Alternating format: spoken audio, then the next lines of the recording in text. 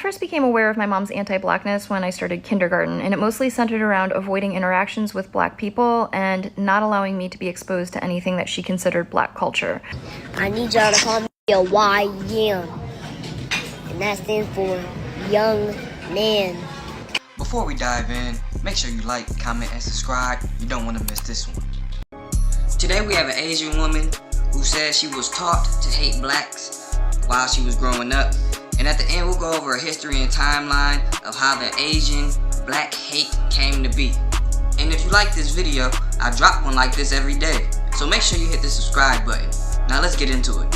I first became aware of my mom's anti-blackness when I started kindergarten, and it mostly centered around avoiding interactions with black people and not allowing me to be exposed to anything that she considered black culture. So if we were walking and she saw a black person, she would pull me closer to her. If we were in the car in a parking lot and saw a black person in the parking lot, she would make a point to lock the doors, and I wasn't allowed to listen to rap or Michael Jackson or Tina Turner. And she was hypocritical about that, because I wasn't allowed to listen to Cyndi Lauper or Madonna either. She would call it trash music and say that it was going to be a bad influence. But if it was a white artist, it was not racialized. It was only when it was black artists that it was racialized. And another thing that I think is kind of typical is, as a musician, there were a lot of black artists whom she respected and enjoyed, but she would always say that one black artist is the exception, the rest are bad influences. When I went to school, if I came home and said I made a friend, her first question would be white or black. And that drove me nuts, because in preschool, I dealt with a lot of bullying and discrimination because of being Asian, so it didn't make sense to me that she wanted me to turn around and do that very same thing to my black classmates, whom she knew nothing about, on the basis of their skin color. And when I wouldn't stay away from my black friends, she would resort to making up justifications as to why it was harmful for me. She would say they're going to hurt me and they're going to be a bad influence because they fight and they swear and they're not good students. And of course, none of that was true. And in my household, it was not physically or emotionally safe to voice your opinions, but about that I would, because it literally angered me. And then she would resort to physical violence. And that sealed the deal in my mind that prejudice is purely irrational, because none of her claims had any basis in reality, and that's why she had to resort to physical force. Alright, so I want to take a look at this thing called a timeline of the model minority myth. The stereotypes that inform the model minority myth can be traced all the way back to the systems of slavery and genocide upon which the country was built, and the white supremacist beliefs, that upheld them. Alright, so let's get to the 1940s, right? As China became a U.S. ally in World War II, Congress repeals the Chinese Exclusion Act, and Chinese Americans are now recast as good Americans, in contrast to the Japanese, who are labeled the bad Asians, right? So let's break it down. China becomes cool with the US defeats Japan, and now Japan is bad, China is good. Alright, that's pretty simple enough, right? So when we go to the 50s and the 60s, the US, in another war like always, engages in the Cold War and a devastating physical wars in Korea, Vietnam, Cambodia, and Laos, claiming to fight for communism and bring democracy to the rest of the world. But the growth of the civil rights and ethnic power movements puts a spotlight on racism and discrimination in the United States and undermines American claims of greatness abroad. Politicians and the media popularized the idea of protesting black and brown Americans as problem minorities, and supposedly passive Chinese and Japanese, the Asian Americans, as model minorities. Okay, and some of these Asian Americans actually bought into the idea, like this Asian editor Howard can pronounce it Aminsky.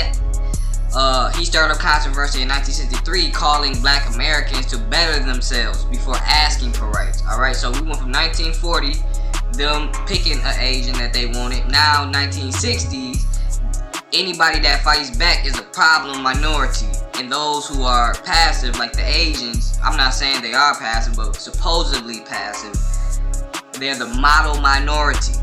Okay? And now, not only are they labeled the model minority, they're calling out black Americans in the 1960s. Alright? And This is a big thing. In 1965, the Immigration and Nationality Act of 1965 ends national origin quotas, allowing more immigration for Asia and non-European countries. Okay. This is huge right here. This is like one of the biggest things right here in the 1960s to 80s. Many Asian Americans gained access to better housing, education, and jobs thanks to the Civil Rights Act, the overturning of restrictive housing covenants, and other achievements of black activists. But racist practice like redlining, predatory lending, and broken windows policing creates and maintain additional barriers that disproportionately impact black and brown communities. Alright? So when you look at this right here, blacks did the work, Asians get the credit. Alright, well, they don't get the credit, they get the outcome. Blacks get the credit, but they don't get the outcome. And they still get racially profiled, all that type of stuff that they fought for. Yeah, but not as much as Asians, alright? Asians reap the benefit of that the most as a minority group in America, alright? Another huge thing, the Japanese actually received some form of reparation. In 1988, after more than a decade of political lobbying, much of it focused on patriotism of the 442nd RCT, the Japanese American Redress movement culminates in a Civil Liberties Act of 1988, which grants a formal apology and payments of $20,000 to living survivors of World War II incarceration. The descendants of those who died before the bill's passage are excluded to avoid creating a precedent for reparations to black and indigenous people. Do y'all see what's going on here? Alright? The Japanese, which, hey, I'm not mad at you. Get your money and your apology. Black Americans never even got an apology. Let alone $20,000, let alone that 40 acres and a mule. Alright? So, let's just understand that this is a long time. This is over 60, 70 years now. Just reinforcing programming. Alright?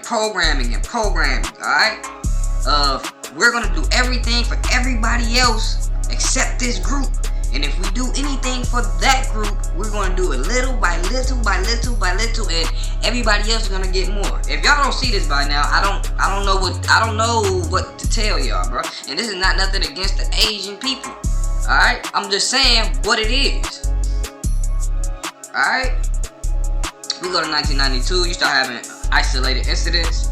Like after the Rodney King beating in 1992, there was a lot of anger. It was a Korean-owned business, sustained much damage, fueled by anger over a lenient sentence handed down a week earlier to a convenience store owner, Soon Ja-do, for killing a black teen. Alright, and I guess he killed a black teen, and he or she killed a black teen and didn't get any real time. So,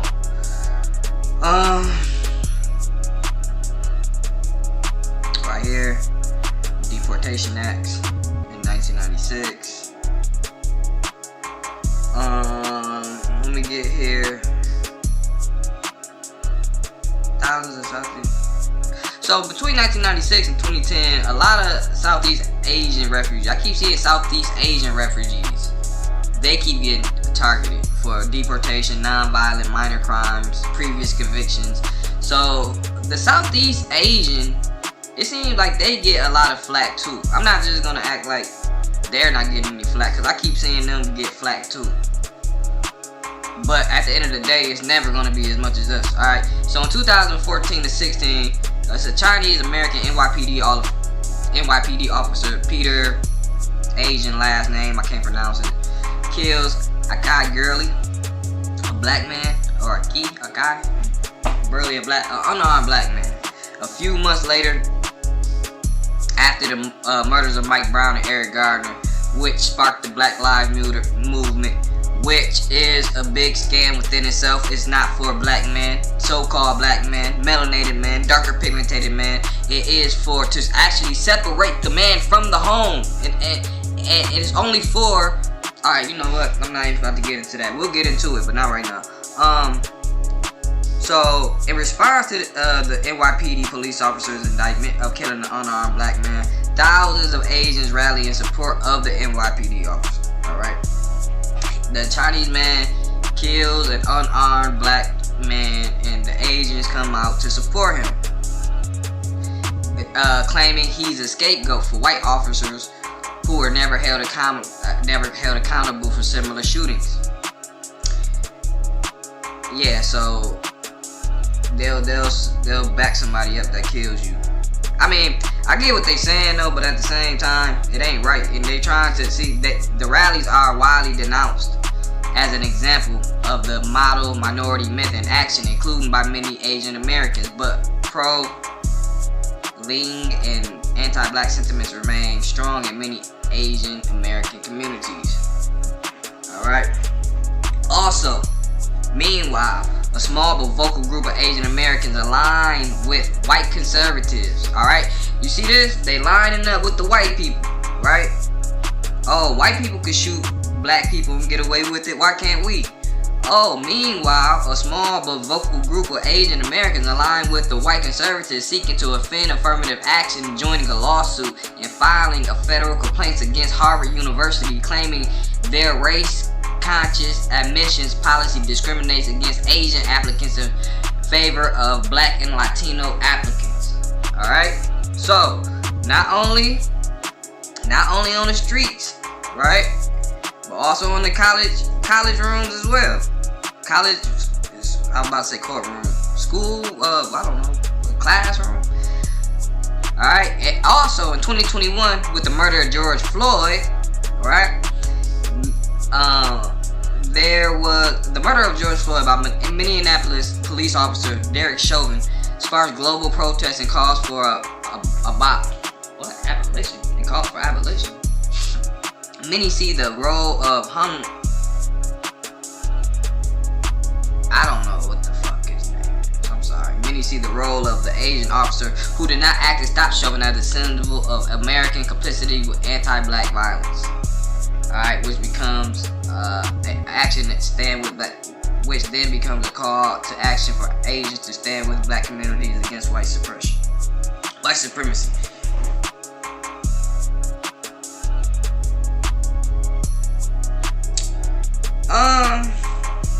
And then they talk about the pandemic, and they said Asians were getting attacked for the pandemic. So long story short, man, as y'all can see, it's not just the Asian saying this. The Asians were attacked by the same people that's programming them to hate us. Alright? So they picked the Asian to be, actually they picked the Chinese first to be the good Asian. Then picked all the Asians overall just to be over us after the civil rights. Man, you know what, man? If you don't see what's going on, I can't help you no more. I'm just gonna keep making videos, alright? And maybe one day it'll click, like, hey man, all of us that look like each other, especially the ones that keep getting messed over, we probably should stick together, bro. But they don't wanna hear that. They don't wanna hear that, bro. I don't know what's wrong with these motherfuckers, bro. But yeah, man, like, subscribe, shout out to my YMs the most, you know what it is.